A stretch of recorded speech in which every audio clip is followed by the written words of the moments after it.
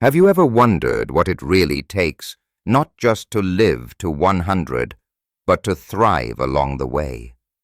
Imagine waking up in your 80s or 90s with energy to take a morning walk, the joy of laughing with family, and a sharp mind ready to learn something new. Too often we believe longevity is just luck or good genes, but decades of research from Harvard to the so-called blue zones of the world reveal something far more empowering. Our habits matter more than we think. But this isn't just about diet or exercise routines. It's about how we live our mindset, our connections, and our daily choices. Take Edna, a 92-year-old from Oregon, who begins each day writing in her journal. She says, "If I wake up, I've got a job to do to live." Edna's words echo a truth found in study after study. It's not only about adding years to your life, but adding life to your years. In this video, we'll journey through 5 powerful behaviors that can extend not just your lifespan, but your health span. Each section is filled with stories of Americans, ordinary people, doing extraordinary things in their later years. You'll meet grandparents who learn to code, veterans who rediscover friendship, and women who find strength in small daily routines. Their stories remind us that age is not a finish line, but a beginning. So whether you're 60, 70, or already past 90, remember this: it's never too late to shape your story. If you've ever felt curious about how to stay vibrant, alert, and fulfilled, you're in the right place. Let's begin with the first habit that changes everything: learning. Meet Helen, a 76-year-old retired librarian from Ohio. For most of her life, she was surrounded by books, but never by technology. Computers intimidated her. Smartphones felt like science fiction. But one day, her teenage granddaughter challenged her grandma, "Let's build a website together." At first, Helen laughed. A website. At 76. But curiosity won. Slowly, she began learning HTML basics, guided by YouTube tutorials. The process was frustrating at times. Codes didn't work. Images disappeared, but the joy of creating something new kept her going. Within months, she had built a simple family website filled with recipes, photos, and even a blog post about her cat, Jasper. Science explains why Helen felt sharper. Every time she learned something new, her brain forged fresh neural connections, a process known as neuroplasticity. Dr. Michael Merzenich from UCSF proved that even aging brains can rewire themselves, especially when challenged with novelty. But here's the beauty: it doesn't have to be coding. You could pick up a paintbrush, join a choir, or learn Spanish on an app. A friend of mine, Charles, age 82, learned to play harmonica, delighting his neighbors during porch concerts in the summer. These little adventures don't just pass the time, they expand the mind, protect memory, and bring joy. So ask yourself, what skill have you always dreamed of? Cooking Italian dishes, playing chess, writing your memoir. Start small. Give yourself permission to be a beginner again. Because in the classroom of life, curiosity never graduates. Loneliness is one of the hidden epidemics of aging. But connection, real human connection, can be a lifeline. Let me introduce you to George, a 79-year-old Vietnam veteran from Texas. After his wife passed away, he retreated into silence, his world shrinking to 4 walls and a television. That changed when a neighbor invited him to a local veterans breakfast. At first, George resisted. He didn't want small talk. But the warmth of old stories, the laughter over shared memories, and the feeling of belonging pulled him back. Today, George organizes weekly meetups ensuring no veteran in his town eats alone. Harvard's 85-year-long study of adult development proves George's transformation isn't just emotional, it's biological.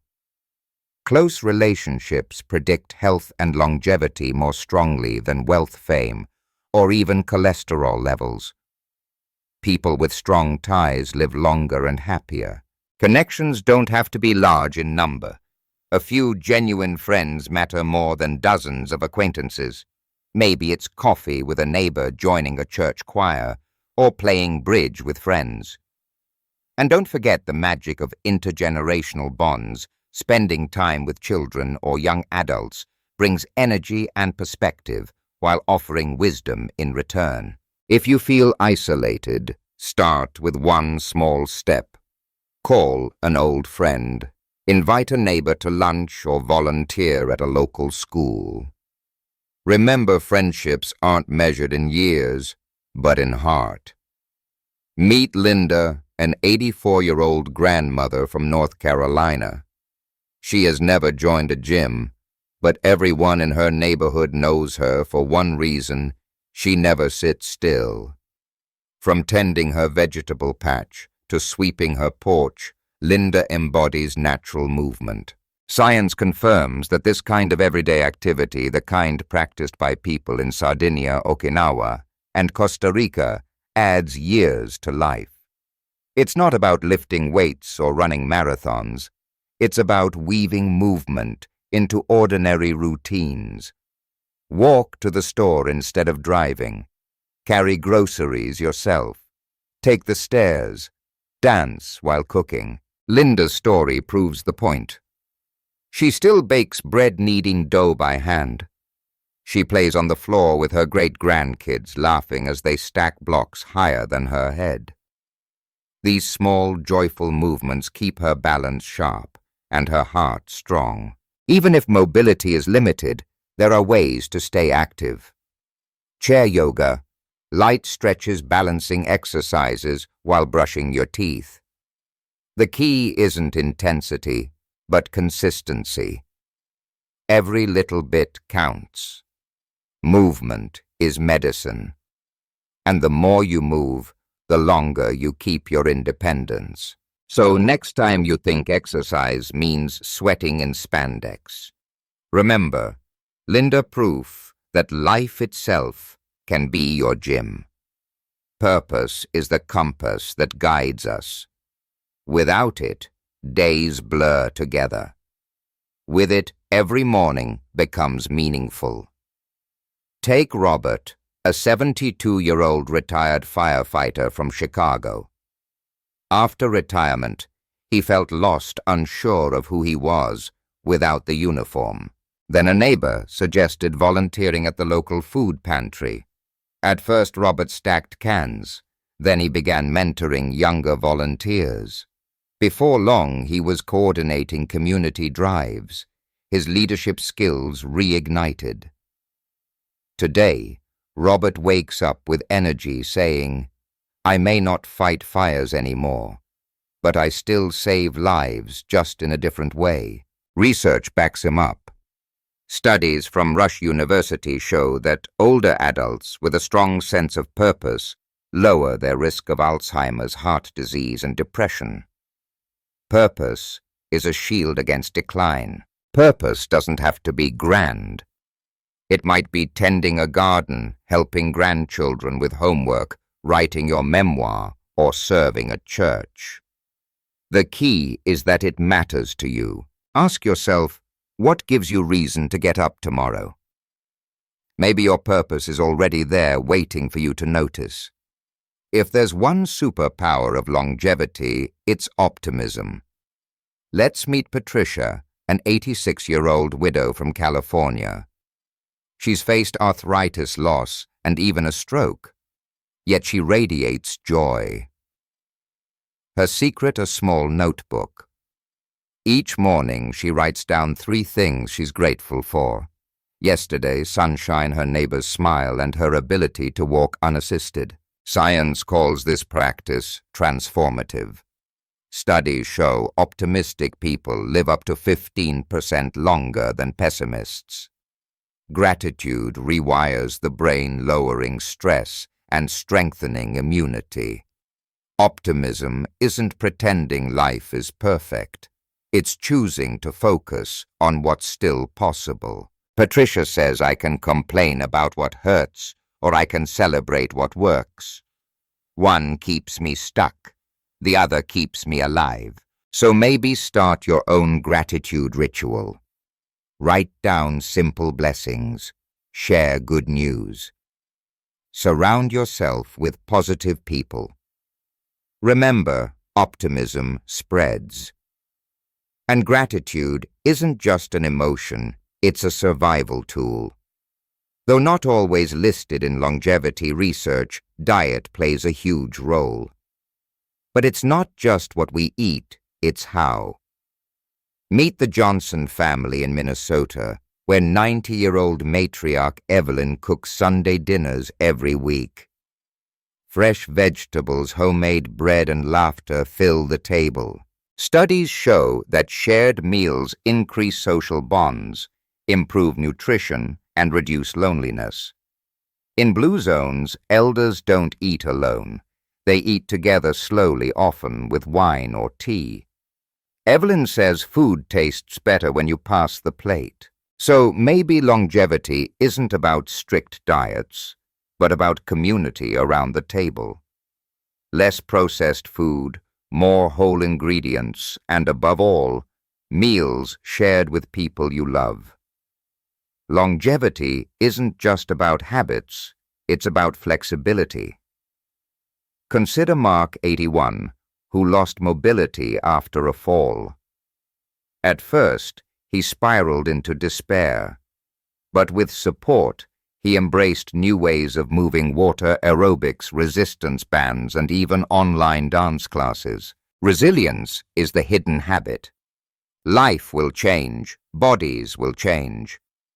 But adapting instead of resisting keeps us strong. Psychologists call this cognitive flexibility, the ability to shift perspective and embrace new routines. Mark says, I may walk slower, but I still move forward. His optimism and willingness to adapt made recovery not just possible, but joyful. One of the deepest secrets of longevity: contribution. People who give back live longer. At 88, Margaret from Florida still knits blankets for newborns at a local hospital. She calls it her ministry of yarn.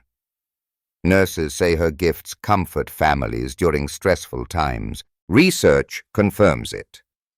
Volunteering lowers blood pressure, boosts mood, and gives people a sense of belonging. Whether it's mentoring, tutoring, gardening, or donating time, giving back transforms aging from solitude into legacy. Margaret laughs.